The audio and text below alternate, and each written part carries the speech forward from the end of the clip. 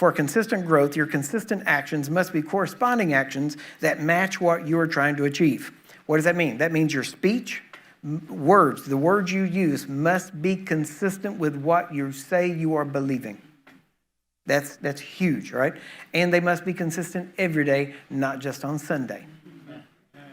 Right? Not just when you're in church. They got to be consistent when you're not in church. See, in here it's convenient to agree. Out there it's not always convenient. But you have to stand your ground and say what you know to be true. And I'm telling you, it'll do one of two things. It will shut doors or it'll open doors.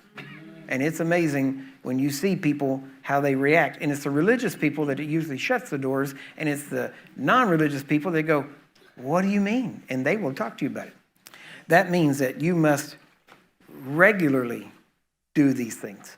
That means that you have to develop a habit of doing these things. And before something becomes a habit, you have to discipline yourself, and discipline eventually becomes a habit. Whenever you're under attack, you don't have time to think. You will not rise to the level of your expectation. You will fall to the level of your training. That's a fact. And so you have to train yourself while you are at some degree of peace, so that when the battle is hot, you don't have to think about it, and there's not a choice to be made because you've already made it. And the choice you have to make has to be consistent with what you say you're believing. Amen? This is why the early Pentecostals, I'm just going to be blunt here. This is why the early Pentecostals, John Lake, Smith Wigglesworth, we could go on and on with a list of names. Smith Wigglesworth, once he believed in divine healing, he said, no knife will ever touch his body. Why? Because that was an action consistent with believing in divine healing.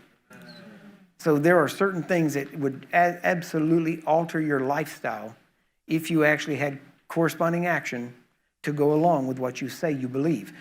But how you live is what you believe.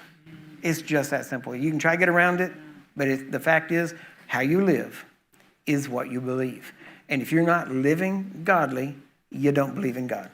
If you're not living holy, you don't believe in God because he's a holy God. So you have to live. And if you don't live by faith, then you're not pleasing to God. I know that's, what can I say? It's blunt, but it's Bible. Amen? And the way you live what you believe is you start with corresponding action. Find out what you believe. Make sure you know what you believe. Then find the scriptures that back it up, and obviously that should be what formed what you believe. But then you have to start saying what agrees with what you say you believe. Amen?